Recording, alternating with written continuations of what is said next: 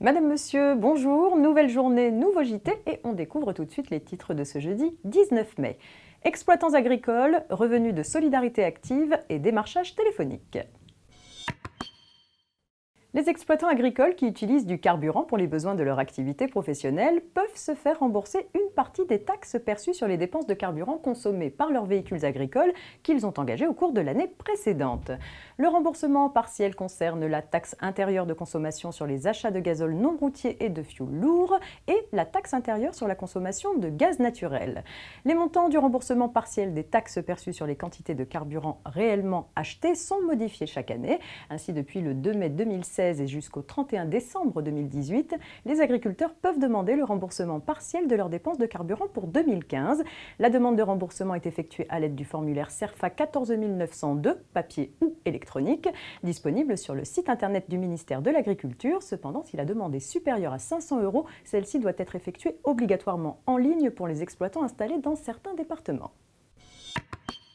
Le revenu de solidarité active, le RSA, est versé par la Caisse d'allocation familiale aux personnes âgées d'au moins 25 ans qui habitent en France et qui sont sans emploi ou ont de faibles ressources. Il est également versé sous certaines conditions aux jeunes âgés de 18 à 24 ans s'ils ont au moins un enfant à charge ou à naître ou s'ils ont travaillé 2 ans sur les 3 dernières années. Le RSA assure aux bénéficiaires un revenu minimum variable selon la composition du foyer et le nombre d'enfants à charge. Il est réévalué au 1er avril de chaque année.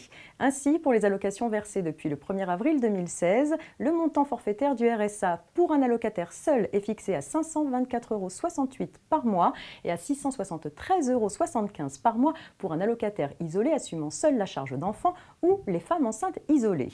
Pour Mayotte, le RSA pour un foyer composé d'une seule personne s'élève à 262,34 € pour les allocations dues à partir d'avril 2016 contre 262,08 € auparavant.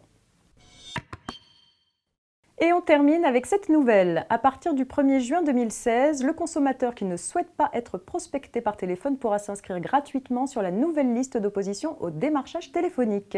Pour cela, il devra communiquer son ou ses numéros de téléphone, fixes et ou mobiles, sur le site internet bloctel.gouv.fr qui a remplacé le service Pacitel. Les personnes qui étaient inscrites sur Pacitel devront se réinscrire sur Bloctel. Ce nouveau service sera ouvert seulement à partir du 1er juin 2016.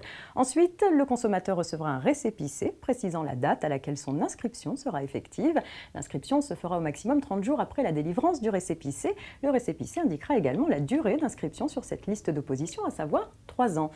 3 mois avant l'expiration des 3 ans, le consommateur sera contacté par courriel ou courrier pour renouveler, s'il le souhaite, son inscription de son ou de ses numéros sur le registre d'opposition. Si les appels persistent, le consommateur pourra s'identifier sur le site bloctel.gouv.fr et remplir le formulaire de réclamation. La DGCCRF mènera les enquêtes nécessaires. C'est la fin de cette édition. Je vous retrouve demain pour un dernier point d'actualité juridique avant le week-end.